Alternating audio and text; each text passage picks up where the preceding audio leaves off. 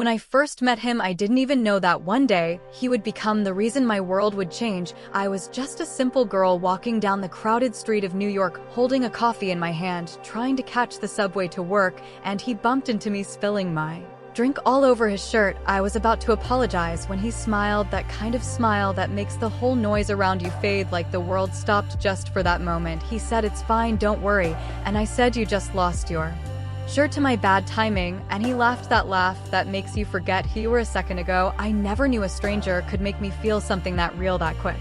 After that day, he started appearing everywhere like destiny had written our story in invisible ink before we even realized it. We met again in the same coffee shop a week later, and he said maybe this time we can share one cup instead of spilling it, and I smiled. Pretending it didn't make my heart race, he told me his name was Ryan, and he worked at a marketing firm 2 blocks away from mine. We started meeting for coffee, then for lunch, and before I could even understand how fast time moves when you are happy, we were spending every evening together, sitting by the river, talking about everything and nothing at all.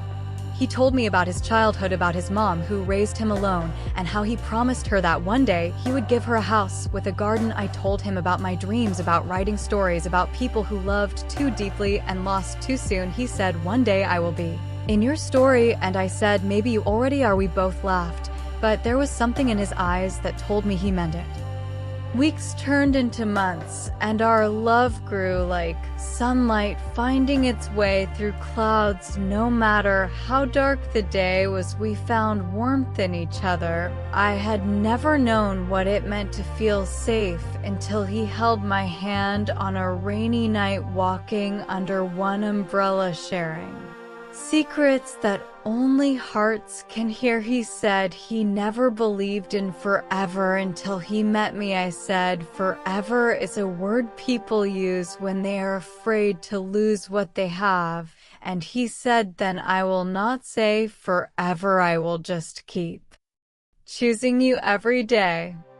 We moved in together in a small apartment with white curtains and a tiny balcony where we planted 2 roses, one for him, one for me. We cooked dinners together, burned half of them, laughed about it, made midnight pancakes.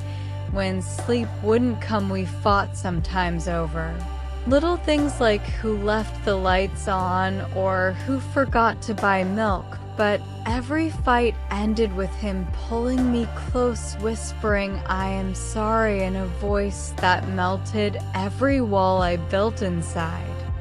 Then one day things started to change, slowly, quietly, like the way winter replaces autumn. He started coming home late, saying he had work meetings. His smile was still there, but it felt tired. His hugs felt shorter. His eyes avoided mine. I asked him what's wrong. He said, "Nothing, just work stress."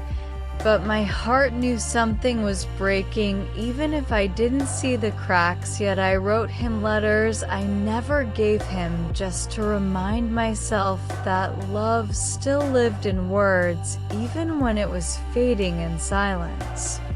One night, he didn't come home. I waited all night, watching the clock, listening to the city breathe outside my window. The next morning, I got a call from his office. They said he took a few days off, but they didn't know where he went. I called his friends. No one had seen him. I went to the coffee shop where we first met and sat there for hours, hoping he would walk in with that same smile.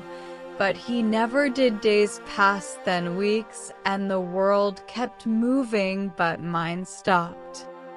Then one afternoon my phone rang, an unknown number. A woman spoke softly. She said she was Ryan's doctor, and he had been in the hospital for weeks. He was diagnosed with late-stage cancer, and he didn't tell anyone. He didn't want me to see him like that. I dropped the phone and the whole world went silent, like time had forgotten me. I went to the hospital. He was lying there, so pale, so still, and yet when he saw me, his eyes lit up like the first morning sun after a storm. He said, "I didn't want to hurt you.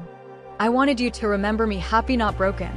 I sat beside him, held his hand, and said, "You idiot, you could never hurt me. You just took my breath away and kept it forever." He smiled, that weak, familiar smile, and whispered, "Do you still write stories?" I said, "Yes, always."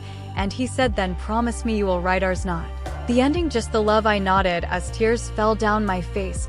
He closed his eyes slowly and whispered, I am still choosing you, even now, even tomorrow, even after this. That night, I walked home under the same streetlights we once laughed beneath. The city lights blurred into stars, and every step felt like walking through memories. Our first coffee, our first fight, our first kiss. I reached our balcony. The two roses were still there, one red, one white. I touched his rose and said, I will keep choosing you too. And the wind carried my words somewhere, maybe to him, maybe to forever. But forever feels empty without him, and yet his voice still lives in my heart, whispering stories that only love can write. And that was just the beginning. After he was gone, the days turned into echoes and the nights into questions. I kept asking the walls if love could still breathe when the person who gave it meaning was no longer here. I walked the same streets we once walked together, sat in the same coffee shop, ordered the same drink, but the chair across me stayed empty, like a reminder that silence can scream louder than words. I used to think losing someone meant the world ended, but it doesn't. It just keeps going without asking if you are ready or not.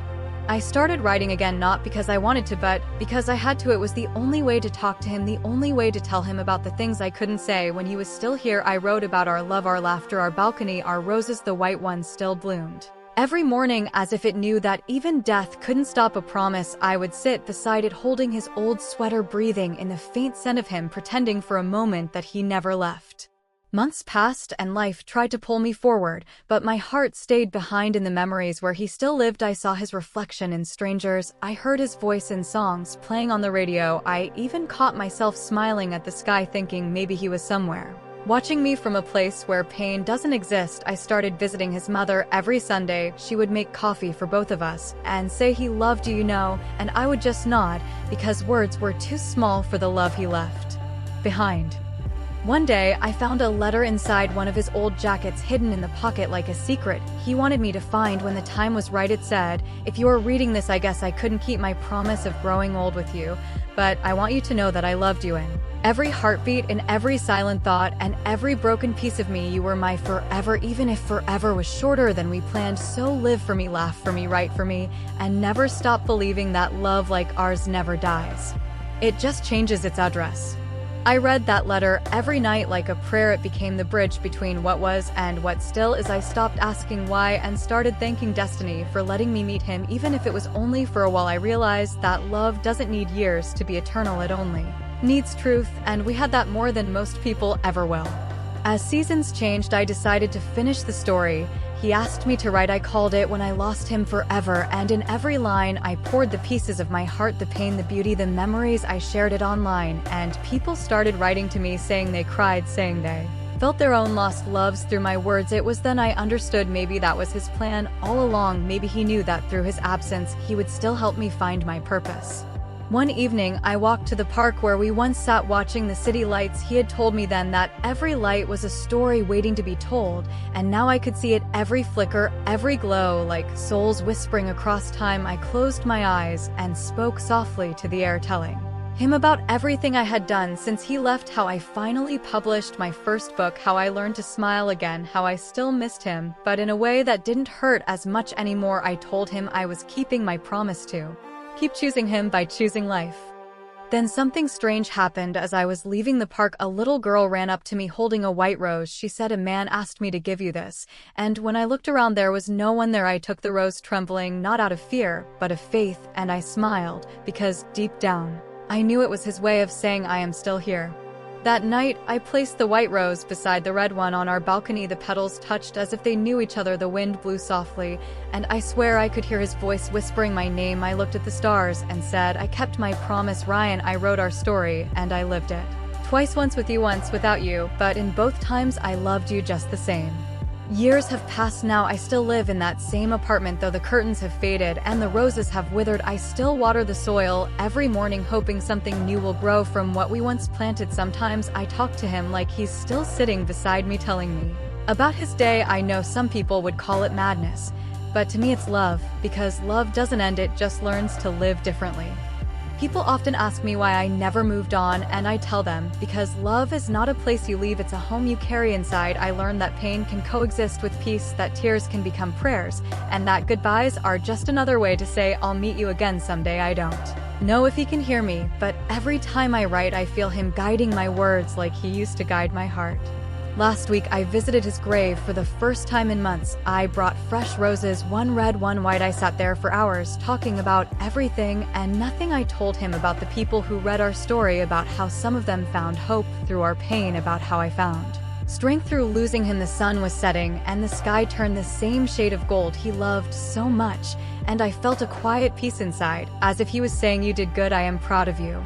Before leaving, I whispered, "Thank you for loving me, thank you for teaching me that forever isn't measured in time, but in how deeply you are felt in someone's soul." I promised him again that I would keep writing, keep living, keep loving, because that's what he wanted. And as I walked away, the wind picked up, carrying the scent of roses, and for a moment, I felt his hand in mine, not in flesh, but in memory, not in presence, but in eternity.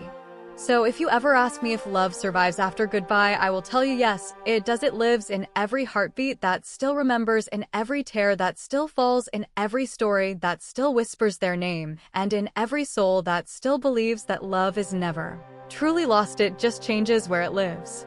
And that is the story of when I lost him forever, but in truth, I never really lost him, because love like that doesn't end. It simply becomes the air we breathe, the stars we see, and the silence between words where hearts still meet.